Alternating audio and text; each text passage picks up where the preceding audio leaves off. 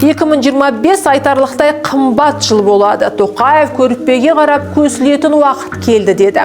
Үкімет енді ұлттық қордан ақша алмайды. Жылдар бойы олигархтардың бизнесі үшін ұлттық қордан қаншама миллиардтар бөлінгені рас.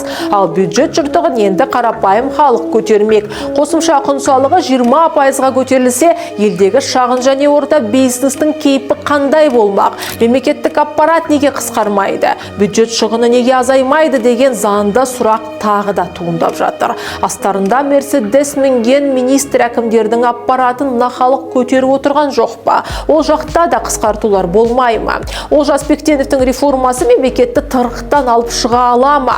Сұйытылған газдың бағасы да өспек. Бір емес елде бірнеше АЭС салынатын болды.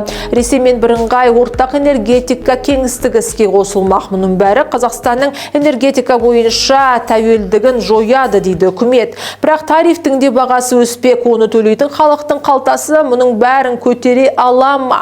Қантай оқиғасы бойынша айыпталған Деки Арман 20 жылға, ал оның сыбайластары делінген Қайрат Құдайберген 8 жылға, ұлттық қауіпсіздік комитетінің полковнигі Руслан Ысқақов 15,5 жылға сотталды. Сатира қылмыс емес деген атаумен Қазақстанда пикеттер акциясы әлі жалғасуда.